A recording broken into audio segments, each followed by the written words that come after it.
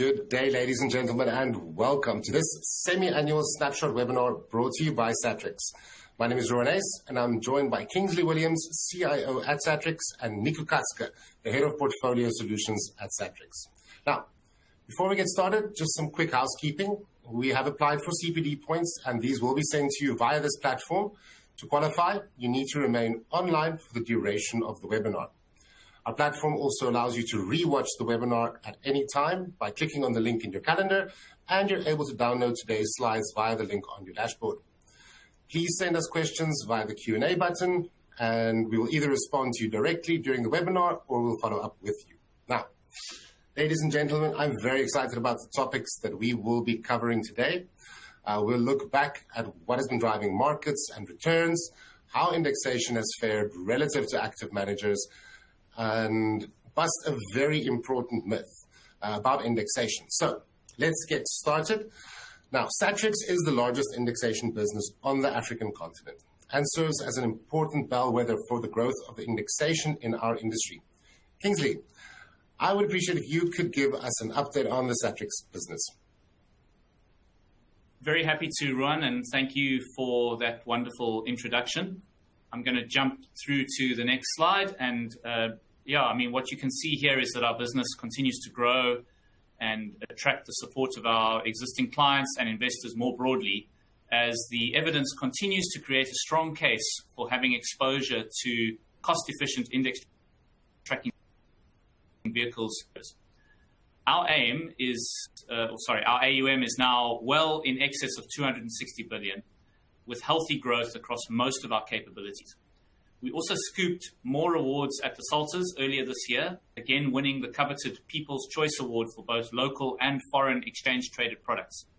It's actually the 8th year in a row that the Satrix 40 ETF has won this award, and the second year in a row for the Satrix MSCI World ETF since the foreign category was introduced in 2024. The investment team also remains stable and continues to deliver the predictable market-linked returns that investors have become accustomed to from our business. If you have a look at the next slide, you'll see the growth of our AUM through time, which is what I was referring to earlier. And our ETF book also continues to grow rapidly as more investors embrace indexation and as ETFs become accessible to the traditional platforms that most advised clients house their investment portfolios within. So we'll speak more about that later on in the presentation. Here you can just see the split of our assets under management across the different vehicle types that we manage. Awesome. Thank you very much, Kingsley. Now, Nico, this year has been a wild ride so far, with markets falling sharply and then jumping back up again. How have major indices performed over the past year since the local GNU election outcome that we had 12 months ago? Indeed, Ron, the past 12 months have been a very wild ride, with investors having done quite well if they remained invested in equities, as those deep losses earlier in the year have all but rebounded back. Now, if I show you this slide, so just gives you an idea of the global indices, the strong past 12 months performance to the end of June. Now, firstly, Ruan, the standout index this year so far in over 12 months has been gold, which rallied strongly in response to heightened policy uncertainty and market turmoil. Now, those sitting with Kruger Rand holdings, like yourself, Ruan, would feel very strongly vindicated at the minute. Now, while precious metals broadly surged, including the likes of platinum and silver, as well as soft commodities, oil and gas, all of these retreated quite strongly, actually. So Brent, for example, as you can see there at the top, was down 10% over the past year, showing the folly of referring to commodities as a homogeneous asset class. You actually need to start digging down into which commodities performed strongly and which actually struggled. Now, we've also seen emerging markets outpace developed markets for the first time in quite a long time to date over the past 12 months, as uncertainty, as well as the declining US dollar, weighs quite heavily on US stocks within MSCI World. We've actually, interestingly enough, recently had a webinar where this was a central point of discussion. And it does seem like many analysts are predicting further pain to the dollar in the face of policy uncertainty and fiscal pressures, likely persisting for the remainder of the year. So maybe something to keep in mind. The dollar is on the back foot, and we'll be returning to that a bit later. Now, as you can see also on this table, the second to the bottom, China has experienced very noticeable gains over the past year, reversing most of its prior losses post-2020, predominantly as domestic liquidity and lower interest rates encourages Chinese investors to seek high returns in their own equity market. Now, China, though, I have to caveat, still faces numerous structural challenges, such as slowing growth, deflation, and overextended property market, just to name a few headwinds. But for investors having had exposure in recent years, the strong comeback over the past year would have been a very, very welcome respite to the struggles that China has faced. Now, contrast this with India right at the bottom there, which has suffered some underperformance more recently following its meteoric outperformance in prior years. So with exciting growth prospects still remaining, India now the fourth largest economy in the world, their equity market arguably still trades at a premium, given its strong links to the US tech and services sector. So definitely an opportunity there, but on the EM side, we typically like to think of it more as a diversified exposure that you want to hold. Yeah, and Nico, if I can add as well, if we turn to local markets, over the last 7 months, we've seen healthy double-digit returns across our equity market, with resources being the standout performer. As you showed, Nico, with the strong precious metals returns, which have buoyed up some of our larger resource counters. Bonds have also delivered almost 17% for the last 12 months, compared to an inflation rate of roughly 3%. Making this an asset class that is hard to ignore given its lower risk profile and the further potential that it has to appreciate should its elevated yields come down. With our currency also appreciating against the dollar, local is again looking very lacquer indeed. Now, another interesting feature that we'll unpack in coming slides is the strong underperformance of the active manager cohort compared to their benchmark aggregates. So at the bottom of the slide and this table, you'll see the aggregate performance of the median active manager in the South African Equity General and the Equity General SA categories, showing a very strong underperformance on aggregate over 12 months for both sets of managers. In fact, we hope to show in this presentation just how challenging the market has been for stock pickers and put forward some possible perspectives as to why this time is a bit different. Thank you very much, Kingsley. So, Nico, following on from what Kingsley has just showed us around active underperformance, can you give us a more detailed breakdown of the local equity market's performance over the last year? Sure, Ruan. This slide breaks down the performance of the Katzke over the past 12 months, to give you just an idea of where the returns were actually coming from. So if we look at that 22.3% performance of the Katzke there at the top, well, where did it all come from? Firstly, I want you to note that fully half of your returns were due to the 5 largest exposures in that portfolio. So now that is if we regard small caps as a single exposure there in red. Now, interestingly, on the small cap topic, it's interesting that if the small cap index were a stock, it would now make up around 8% of your benchmark. And this has also been a very strong driver of returns for index investors in recent quarters. Now, another interesting perspective that you can glean from this is actually if we look at the next slide, and we call this a funnel plot.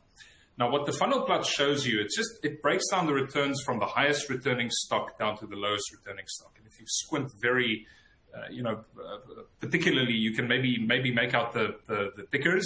But for those of you joining us online, of course, just you can download the slides and you can zoom in there. But what is interesting about this is that the biggest performers were all small industrials, right? So small caps and industrial stocks, if you look at the top table on the left there.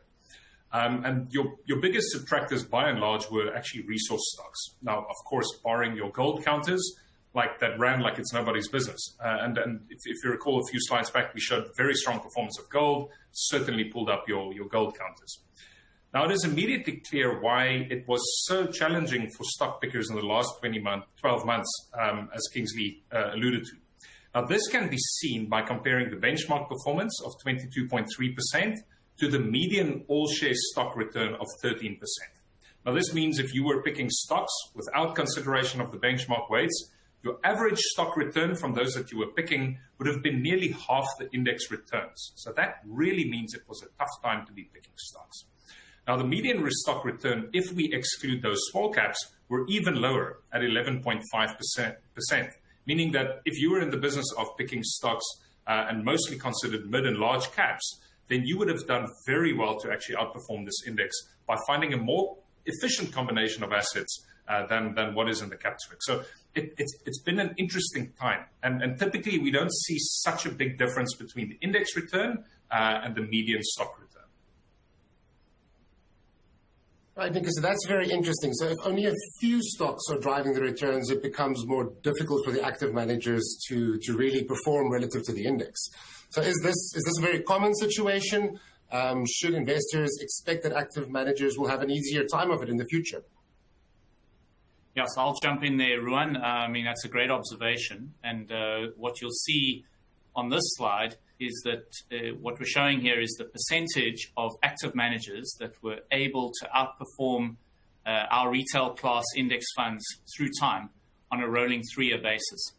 So you'll see our net of fees CapSwix tracker, CapSwix with MSCI World Blend, which fits within the SA Equity General category, as well as our All-Share Index Fund, tracking the All-Share Index as alternatives in the different colors there. Now, what immediately stands out is that managers typically find it exceedingly difficult to outperform investable index alternatives. And if you add the fact that our research shows that those who do deliver outperformance seldom repeat that feat, it makes for worrying reading. There have been periods of relative strong performance of managers, for example, following the global financial crisis, which mostly stemmed from underperformance of global equity indices. Managers also broadly added value compared to the CapSwix from 2020 to 2022. Although looking at the simultaneous underperformance of, looking at those managers' simultaneous underperformance of the ALSI and the ACWI, it shows that managers mostly successfully leaned into the offshore rand hedge plays at the time, which the ALSI and the ACWI, of course, provided.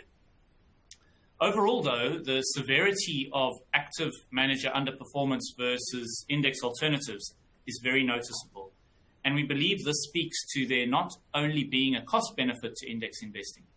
In reality, index funds effectively give investors the composite of all of these managers combined, with the important added advantage of being at a fraction of the cost. And if I can just stress, Kingsley, how important this point is that you just made, because sometimes we think of index funds as being passive, when in reality their weights are determined purely by the actions of managers buying and selling stocks, meaning it's almost like turning a mirror on the active management industry itself and providing investors with an aggregate of their efforts at a fraction of the cost.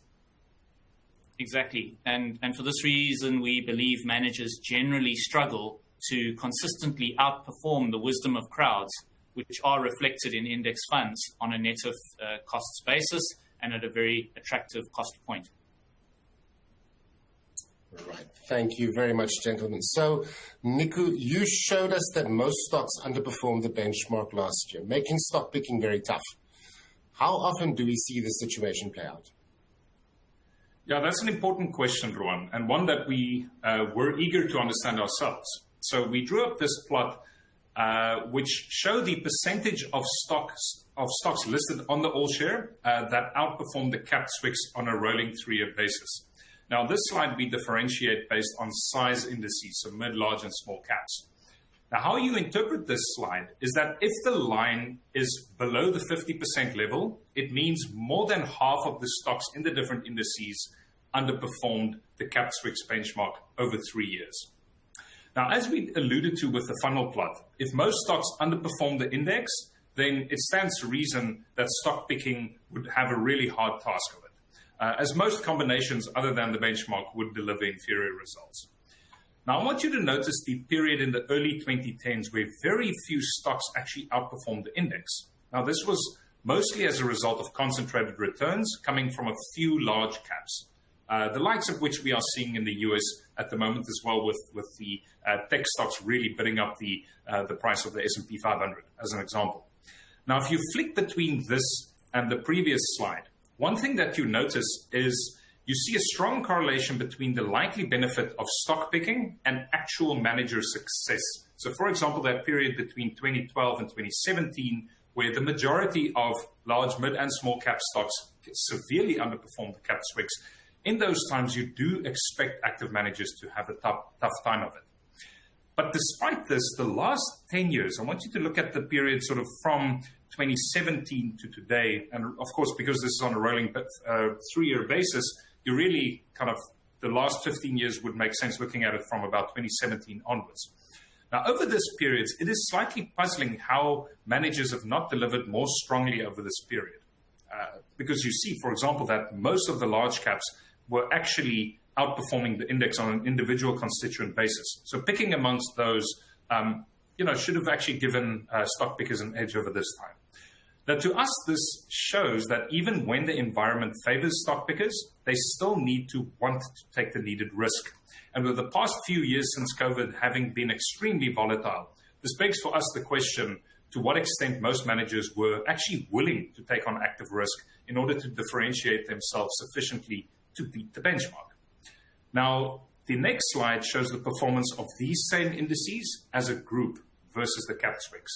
And of course, the difference now is that the stock weights will determine index success. So the previous slide just looked at the proportion of stocks beating the index. On this slide, we show the actual index performance. Now, notice the very strong performance of small caps in recent years. And of course, quite interesting to note as well is the perennial underperformance of mid caps compared to the large caps, really since kind of post-2014. While the mid caps have mostly been a drag on the index, clearly the kingmaker in recent years has been your small cap exposure.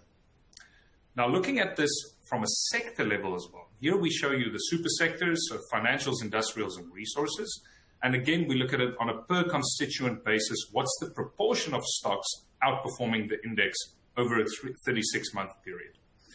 Now, the deep stock picker slump of the early 2010s that we showed you earlier, active versus index alternatives, certainly come through again across all three super sectors. As you can see there from kind of late 2013 to 2017, you see that the vast majority of stocks, irrespective of size or sector, really struggle to outperform the Katzke. The post-COVID surge in resi stock fortunes compared to the benchmark turned to favor financials the last 3 years. Now, looking at the rolling 3-year index performance numbers again versus the Katzke, it is clear that timing resi exposures would have been a key differentiator for managers in recent years. Now, this again aligns with our view on commodities as an asset class more broadly for our balanced funds, which, in that it is very much a tactical and a cyclical play. So your access to resources, very cyclical, very tactical, and one that one needs to be able to time in order to get reward. So from our perspective, we take comfort from having a diversified exposure across these sectors and then not trying to time or lean into the exposures of these different sectors. So, Nico, if I understand your analysis correctly, you're saying that managers have experienced different degrees of difficulty in beating index alternatives by picking stocks over time. You also show that periods where stocks in general perform well versus the benchmark to be the prime time for active managers. But is that really the case, though? In other words, are active managers taking advantage of those periods? Yeah, Ruan, that is, of course, the 4 trillion rand retail question that investors need to ask. It would be very important for us to say first that even if managers have broadly struggled to beat the index alternatives over the last number of years, their value is absolutely pivotal in setting prices. Of course, providing investors alternative exposures as well as price diversification, which is so important in your investment journey as well.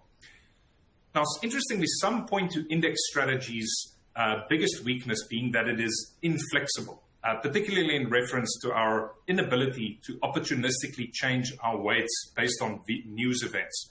Now, what I mean by this, you won't, for example, see the Satrix Top 40 all of a sudden cut its exposure to Naspers, for example, based on some news event, right? It is inflexible in terms of its design.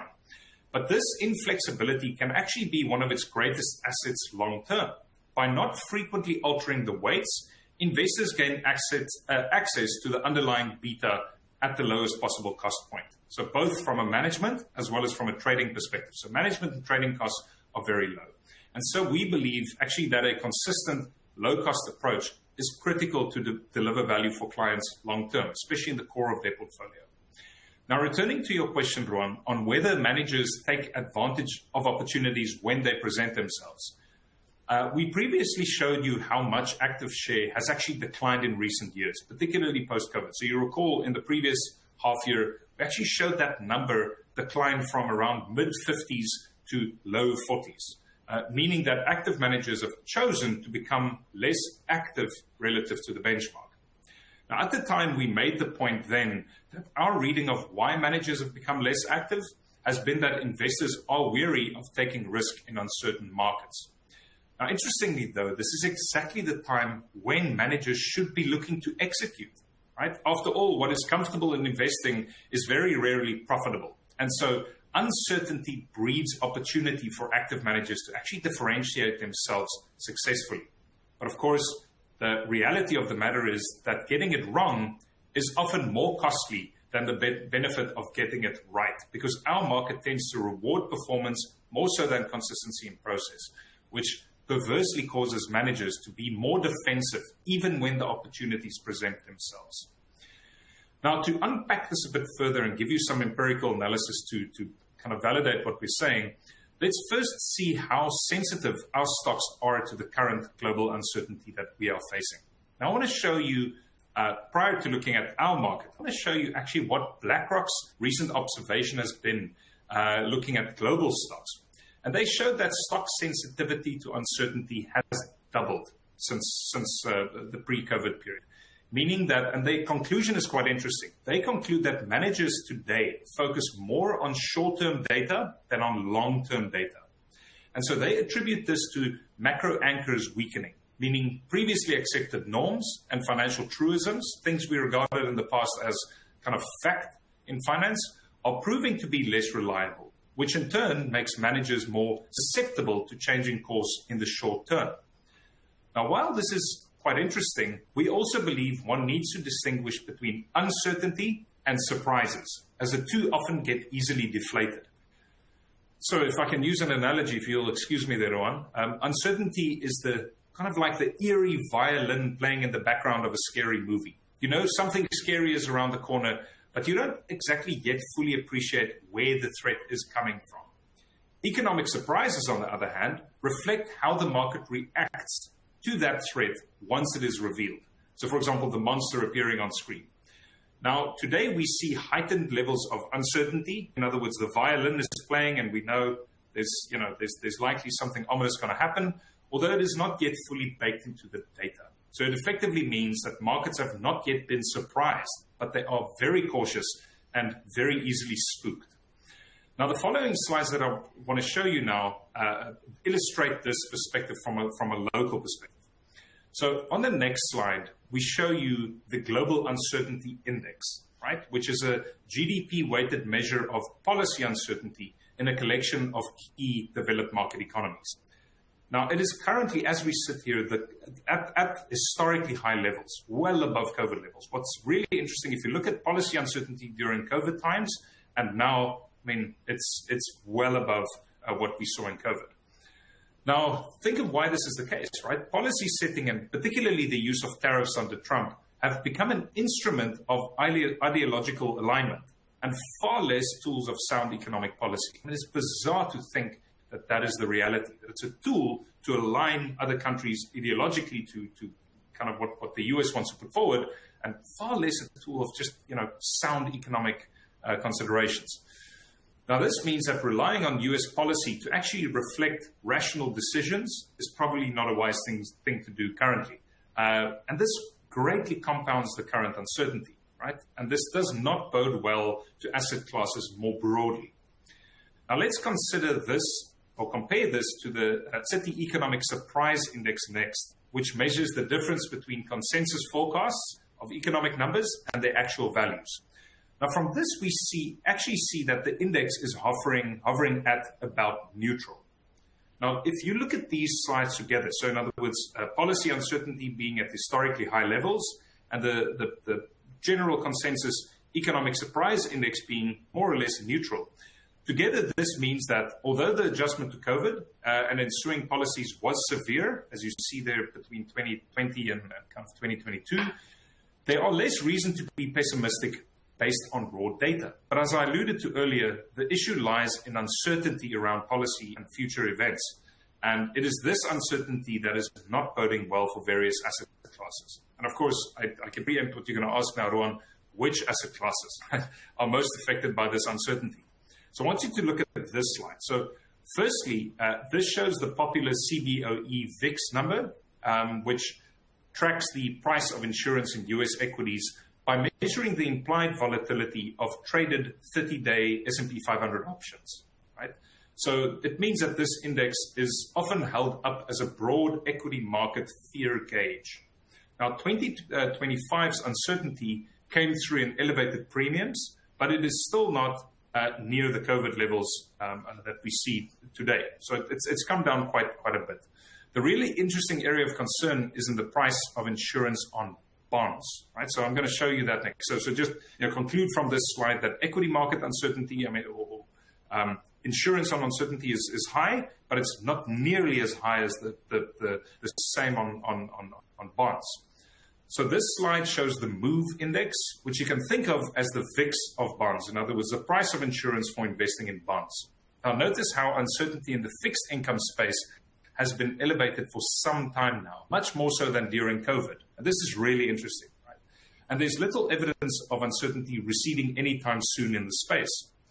Now, with government debt refinancing costs at a very real concern in light of increased protectionist policies and, of course, the accompanying pressure on prices this will have across the board, it's no wonder that investors are looking for protection when adding fixed income assets to their portfolio. Duration risk, of course, remains high, while developed market real yields remain low. So in other words, your bang for buck for investing in bonds at the moment, global bonds, is really not making a lot of sense from our perspective. Now, and think again for why this is the case, right? For years, US sovereign debt was regarded as a risk-free asset. In fact, that's what you learn in textbook, right? That is the definition of risk-free assets. But it's something the market today requires a significantly higher insurance premium for actually believing. Now, all this policy uncertainty and the desire for investors outside the US to reduce exposure to its assets have actually seen the dollar slide in value. So this graph shows you the dollar strength index. And notice towards the end there, it has experienced a steep decline in recent months, as we know. But typically, these type of declines in the past has recovered quite quickly.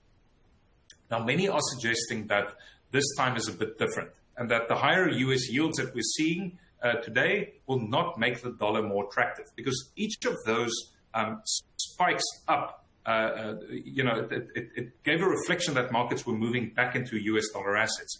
But today we have more elevated yields for US sovereign debt instruments, yet despite that, we're not seeing more investors increase their allocation to dollars.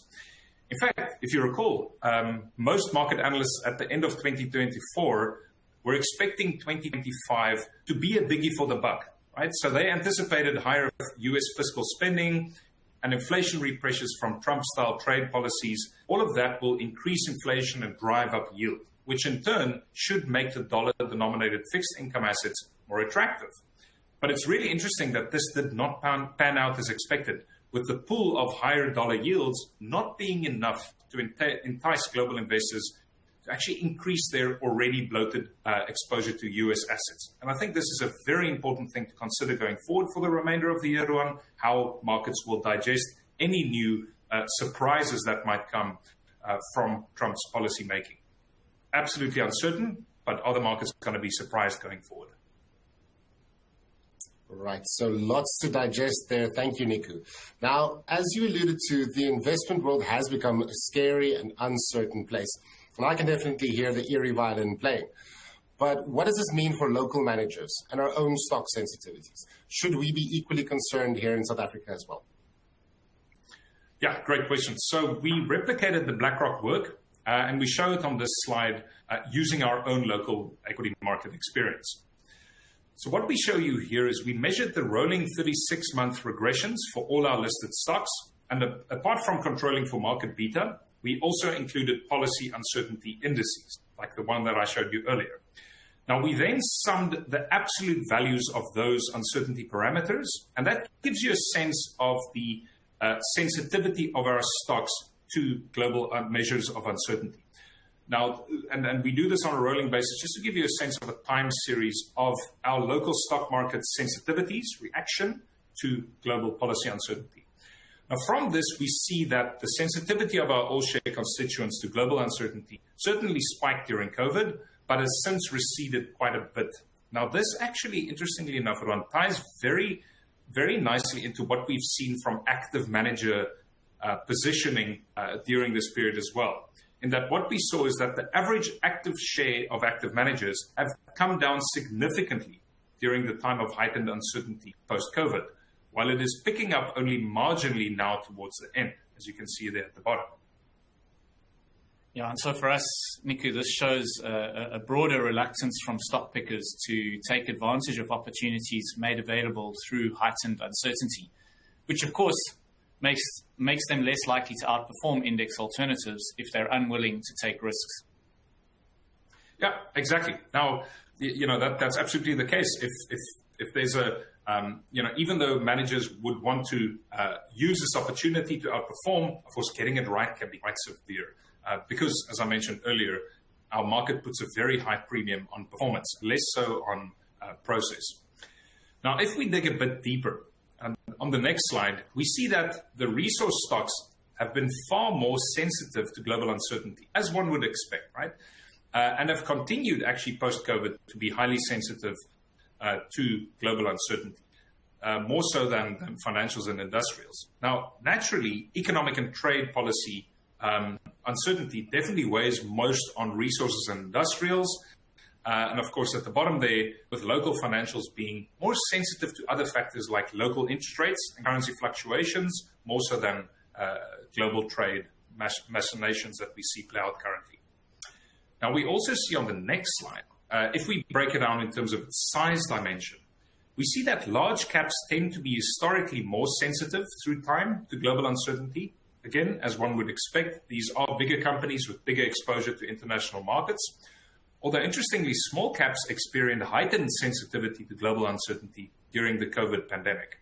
But today we are seeing across size dimensions that our local stocks are, for the most part, definitely not as sensitive to global policy uncertainty today than it was during COVID or even pre-COVID. It's nearing those pre-COVID levels. Meaning for us, this means the only real segment to be concerned about as it relates to global policy uncertainty is the resource counters. That is the set of stocks that you really need to be kind of considering what's happening globally in terms of trade wars and the like playing out.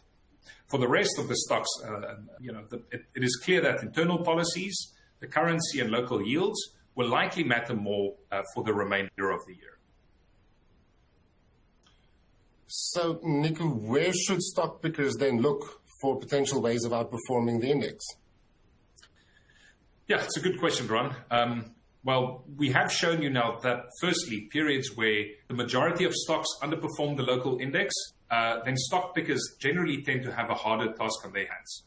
Now, while it certainly explains the poor active performance of the past 12 months, we do believe the past few years was more a case of underperformance being a function of managers being overly reluctant to take risk in the face of opportunities and uncertainty. So, in other words, when speaking to active managers, I think the last 12 months has been uniquely challenging. But the period before that, it's more a function of just an unwillingness to take risk from active managers.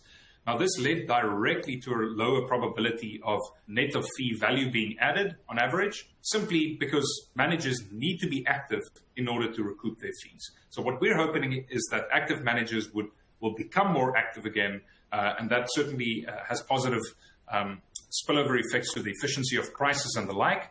But for us, it's always been a blend of indexation being a core and active managers chasing those opportunities and delivering that value to clients.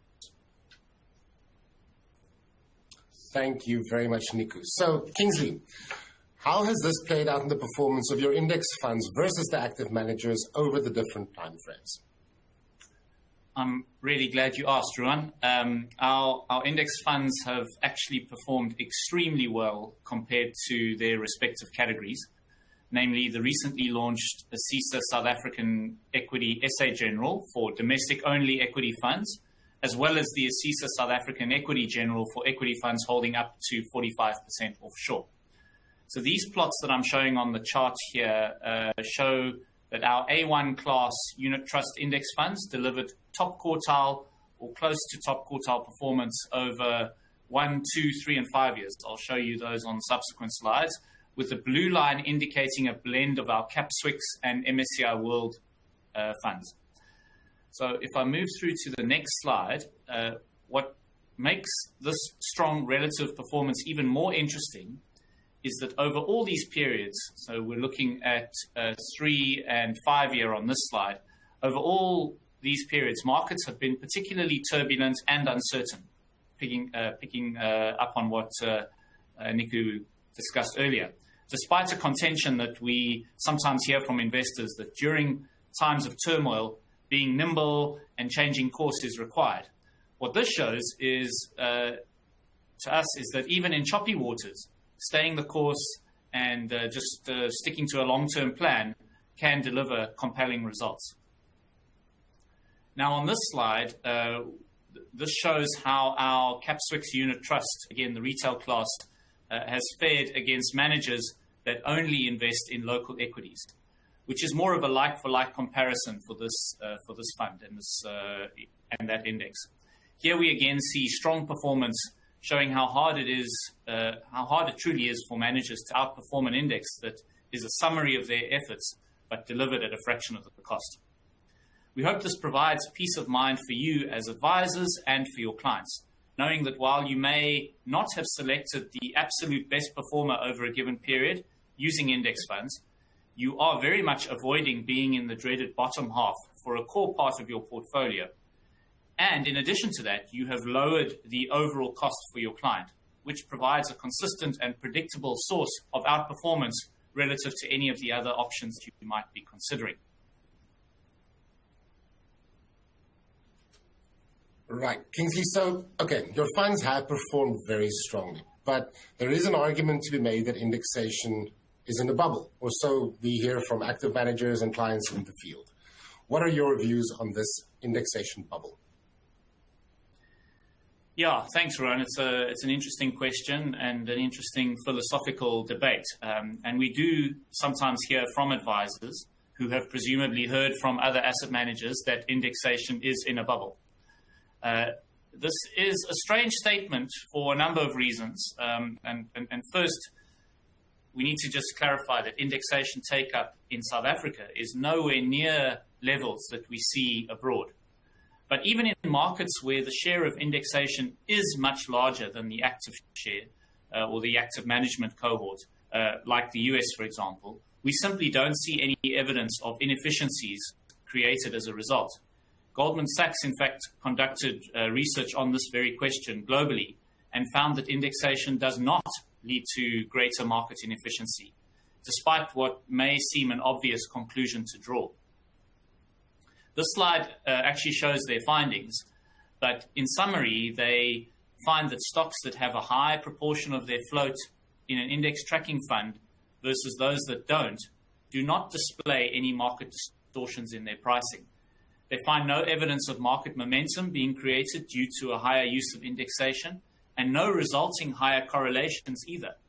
In fact, they find that correlations have in fact trended downwards over the past decade among the S&P 500 constituents, despite the rapid adoption of indexation within the US.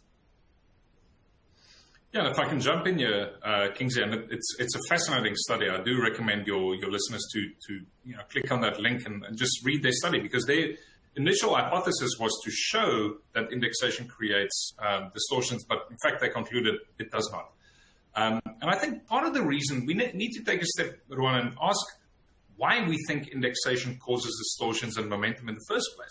And it's prices, and we need to understand or perhaps ask ourselves where this misunderstanding actually comes from, because prices are in fact driven by trade. It is not driven by how many assets are tracking a strategy, but how those assets are actually geared towards trade.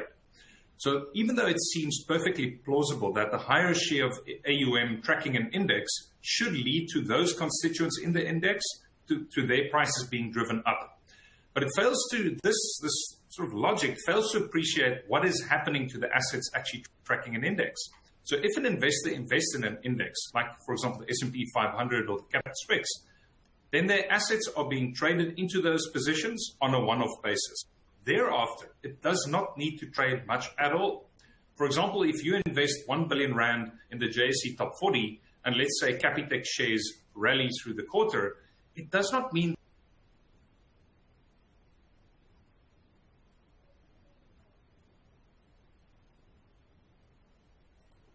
so the manager needs really to trade for stocks being capped at the end of the quarter or on the margin if stocks enter or exit the index. Now, you can think for yourself how little trade actually needs to happen then in order to make that happen. So this means there's no need for discretionary buying or selling from an index manager over time. Now, all of this simply means that tracking an index is a price-taking endeavor, not a price-setting endeavor. And so it should really not impact traded prices. The AUM tracking an index is not driving prices. So on this slide, we did a very simple comparison of actual trading on our local stocks due to indexation. That's the small sliver that you see, and due to active trading. That's the bulk of it. Now, in a year like 2024, where there were record flows into indexation, we do a very conservative estimate. We kind of overstate our projection on how much trade was actually due to indexation itself. And we show that the proportion of trades from index funds were roughly 3.3% last year, if you're generous, despite being close to 15% of overall AUM. Now, to us, this illustrates the point that the amount of trade resulting from index funds is actually very low. It's mostly a one-off, and then thereafter, it's not like the manager is buying and selling a lot. And this means that the idea of indexation creating distortion is actually a misplaced concept entirely. And by all means, I would love to see an argument or evidence that explains why higher use of indexation in our market would in any way create price distortions, because we're not seeing it in the US. And clearly, if you just break down the amount of trade coming from indexation, it's clearly not a lot. So it should not be driving distortions in prices from our perspective. Right. This is fascinating stuff, and I think it's such an important concept for investors to understand. The indexation bubble is a myth that is often levied against indexation, but clearly the argument does not hold any water. So thank you very much for that, Nico. Kingsley, I'd like to turn our attention to the multi-asset funds. Could you please give us an update on their positioning and the performance over the last year? Yeah, very happy to, Ruan. Thank you. We've previously provided an update on our strategic asset allocation review within our balanced funds, so we're not going to go into that in any detail. And just as a reminder, that took effect in September of 2024, following our thorough biennial, which happens once every 2 years, review in July. The changes which are highlighted on this slide have mostly played out in our fund's favor since then, with the largest gainer being the removal of, or the largest contributor being the removal of inflation-linked bonds in favor of nominal bonds. So you'll see that under the SA bonds line there, highlighted in green, and the down weighting and the removal of the SA ILBs highlighted in red. The other change that has worked well has been increasing exposure to emerging markets while keeping developed market exposure unchanged. We also kept our global exposure the same rather than taking up the additional allowance available, which has again worked well given the strong performance of local assets and the weakening of the US dollar. The only change that didn't really pay off was removing our exposure to local listed property, but the magnitude of outperformance from local listed property versus other local asset classes such as equities means that it hasn't cost much in terms of overall performance on our funds. So if I move to the next slide, you can see in the performance of our fund over the last year versus the category, which again I've shaded there over the 1 year period, the stark difference in fortunes that nominal bonds versus ILBs has contributed to that, and you also see that highlighted below. So you can see the outperformance that our fund has delivered relative to its peers, and you'll see the same occurring within our low equity balanced fund versus the ASISA multi-asset low equity category. Again, our change a year ago, or almost a year ago, to upweight nominal bonds in favor of ILBs or over ILBs has contributed to significant outperformance in that regard. So we do this on a regular basis every second year, and stick to a well-considered asset allocation while keeping costs low. And this has resulted in almost top decile performance over the last 5 and 10 years for our Satrix Balanced Index Fund. So we think that's not a bad achievement, and we've really much, very much lived the mantra of spending time in the markets rather than trying to time the markets. And if we think about it, 5 years would be the minimum period that you want to be holding a high equity multi-asset fund for. So that we think that's a good period to be looking at performance over at least 5 years. If I turn to our low equity balance fund, the Satrix Low Equity Balance Fund, which is in the ASISA multi-asset low equity category, again, you can see the performance relative to peers. And it's unsurprising that the Satrix Low Equity Balanced Index Fund has delivered an almost top decile performance over the last 12 months, given strong equity markets. Over 5 and 10 year periods, it is now delivering top quartile performance or better, which is a substantial turnaround from prior years after we implemented some significant improvements in how we capture interest-bearing asset class performance, which we did about 5 years ago. This is another view of our performance on this slide, particularly the Satrix Balanced Index Fund, which shows the consistency of performance, which Nico touched on earlier. And you can see here that our fund has delivered above median performance 97% of the time on a rolling 5 year basis. You can see that tiny little purple magenta sliver on the bottom right of that chart.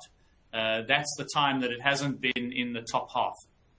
And again, as I said, the rolling 5 year basis is probably the minimum period of time that you should be holding this type of fund for. But more importantly, we've delivered top quartile performance, which is shown in the 2 shaded blue bars at the top, 72% of the time. So really beating the majority and a substantial majority of the funds most of the time. So these are quite staggering success rates, and certainly not typical of what most funds in this category have achieved.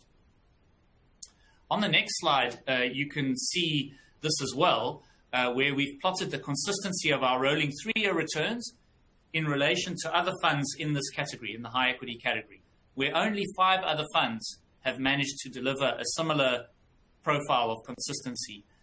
But all of those cost substantially more, while and you can see the costs that are plotted on the x-axis of this chart. Thanks, Ruan. All right. Thank you very much, Kingsley, and well done to you and the team for the phenomenal performance that you've delivered for investors in our balanced funds. So let's pivot a little and talk about where Satrix is seeing some of its strongest growth. And Kingsley, maybe you can elaborate a bit for us on that. Yep, very happy to. Thanks, Ruan. ETFs, as I mentioned right in the introduction, are a big source of growth for our business, as South Africa is finally starting to embrace the global ETF phenomenon, which has seen massive take-up in the US as well as in other parts of the world. ETFs combine the predictability and certainty of tracking an index with the flexibility of being able to trade them at different times during the day, as well as access them in a variety of ways. Satrix has pioneered making ETFs seamlessly available on list platforms, which a couple of years ago was not the case. And this chart shows the phenomenal growth of Satrix exchange-traded funds on list platforms, which now surpass 11 billion rand in assets under management. Now, the beauty of ETFs on list platforms is that discretionary fund managers and advisors can now include them in model portfolios side by side with unit trusts, with fractional units or shares in the same way that a unit trust works. The benefit is that ETFs are typically priced at a lower total expense ratio and therefore a lower total investment charge than their equivalent unit trust, and are therefore even more cost effective than actively managed unit trusts.